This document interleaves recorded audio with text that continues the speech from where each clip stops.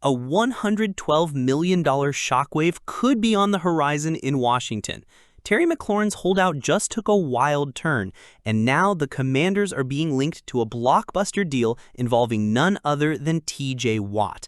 That's right, Scary Terry for the reigning Defensive Player of the Year candidate. Would it be madness, or the move that brings a Lombardi to DC?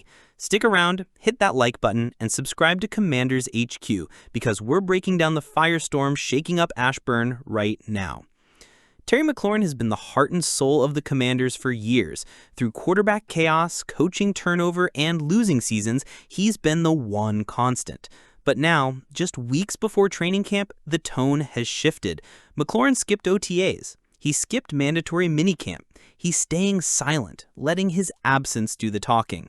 It's clear, he wants to be paid. And after 5 straight 1,000-yard seasons, multiple Pro Bowl nods, and surviving the Rivera era, no one can blame him. But the Commanders' front office sees a different picture. McLaurin will be 30 next season. They've already invested in Deebo Samuel, Michael Gallup, and rookie Jalen Lane. And with Jaden Daniels still on his rookie deal, they're trying to strike a delicate financial balance. So, when Fox Sports' David Hellman floated the idea of trading McLaurin for TJ Watt, it shook the fanbase to its core. Hellman's logic was clear. If Washington were to trade Terry McLaurin, they'd be opening some financial wiggle room to add another lucrative player. They could get at least 2, if not 3 years of play out of Watt before they have to worry about extending Jaden Daniels. On paper, it's a cold-blooded but calculated move. Watt is one of the most dominant edge rushers in football, a Defensive Player of the Year, a player who changes games, something Washington's current group of Dorrance Armstrong, Dietrich Wise Jr., and Clelin Ferrell doesn't quite offer. Watt also skipped Steelers minicamp. Like McLaurin, he wants security, but unlike McLaurin, he brings elite, top-of-the-league pass-rushing value at a position Washington still hasn't solved. But is that enough to justify trading away your offensive captain? Let's be clear. Trading Terry McLaurin would sting. This isn't just about football stats. McLaurin is the emotional anchor of the locker room, the bridge from the franchise's darkest years to its rebirth under Dan Quinn, the guy who didn't flinch when the stadium was half empty, or when the team cycled through 5 quarterbacks in 2 seasons. He's beloved by fans, respected by teammates. He's the kind of player you reward, not replace. Even Hellman admits it would send a mixed message to weaken the offense to bolster the defense. But he follows that by saying it's harder to find a DPOA-level edge rusher than an all-pro receiver. That's the dilemma facing Adam Peters, and it's one that could define his era. Let's talk cap math. Watt is entering the final years of a 4-year, $112 million deal. McLaurin is reportedly seeking $30 to $37 million per year. If the Commanders don't believe Terry will take a team-friendly deal, moving him now could create financial flexibility before Daniels demands his monster extension. That said, Watt would still command top dollar, and the Commanders would be swapping one big salary for another, but they'd be adding a defensive tone setter, the kind Dan Quinn can unleash. Watt on one side, Armstrong rotating in, KJ Henry developing, and maybe Jerzon Newton feasting inside? That's a terrifying front.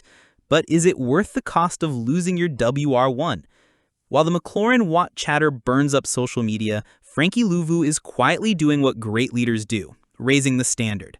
Coming off an all-pro season alongside Bobby Wagner, Luvu showed up to camp fired up and focused, and he didn't mince words. We left a lot out there last year. This is a new beginning. We just got to do the work now so when the time does come, we can celebrate. Luvu isn't just playing linebacker. He's setting the emotional bar. He's making it clear what we did in 2024 was great, but we're not done. And that message is crucial, whether Terry McLaurin is in the locker room or not. There's no doubt the Commanders are going for it. They traded for Laramie Tunsil, they added Deebo Samuel, they kept Cliff Kingsbury, and they doubled down on Jaden Daniels. This is a team chasing the Super Bowl, not just playoff appearances, the kind of team that makes hard, sometimes emotional decisions in pursuit of the ultimate prize. If trading McLaurin for Watt becomes a serious conversation, it won't be about talent. It'll be about priorities. Pressure the quarterback or protect the culture. Can you do both? When Deebo Samuel arrived in Washington via trade this offseason, it wasn't just about adding another weapon. It was about making a statement. Adam Peters didn't bring in the former All-Pro to be a luxury. He brought him in to be a difference maker, a chess piece, a tone setter. And under Cliff Kingsbury's offensive system, there's zero room for him to ease into his role. Deebo is expected to hit the ground running, no pun intended.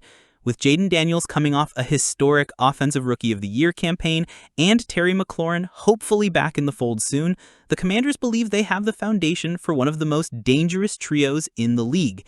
And Deebo, he's the X factor. But make no mistake, this isn't 2021 Deebo. Not yet. Washington knows it, and Deebo knows it. That's why there's no grace period. Let's not sugarcoat it. 2024 was rough for Samuel. Injuries, inconsistency, just 670 receiving yards and 3 touchdowns. He missed time, and when he played, he wasn't always the game breaker the 49ers needed. Now, on a prove-it year in Washington, Deebo is playing for more than just team pride. He's playing for his future. ESPN's John Keim nailed it. The Commanders like the situation Samuel is in, knowing he needs to prove himself if he wants another big deal. This isn't just a second chance. It's probably his last shot at a top-tier payday. That kind of motivation is dangerous, especially for a guy who, at full strength, is one of the most unique weapons in football. So why is there optimism in Ashburn? Because Deebo fits like a glove in Kingsbury's scheme. Screens, jet sweeps, slot motions, backfield packages. Washington wants to move Deebo around the field and create mismatches.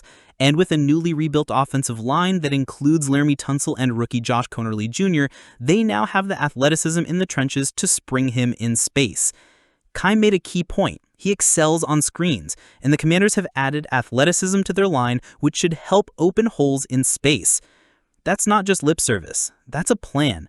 And with Daniels' dual threat ability forcing defenses to respect the run-pass option, Deebo will get clean looks and open lanes if he can stay healthy and explode through them like the Deebo of old.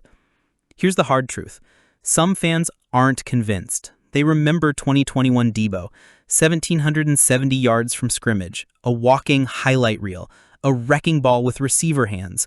But since then, he's missed 8 games in the last 3 seasons. He surpassed 870 yards scrimmage only once since that All-Pro year. And at 29, he's no longer a rising star. He's a veteran with something to prove. The Commanders aren't blind to this. That's why this trade made sense. It was a buy low move with sky-high upside. But make no mistake, the leash is short. This fanbase expects playoff football, and playoff football needs production, not potential. Deebo isn't just joining a team. He's joining a movement.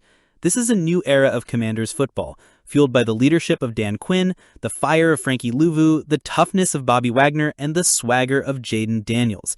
There's no tolerance for passengers here. If you're in, you're all in. If not, you're out. Samuel is known for his physicality, his attitude, and his edge.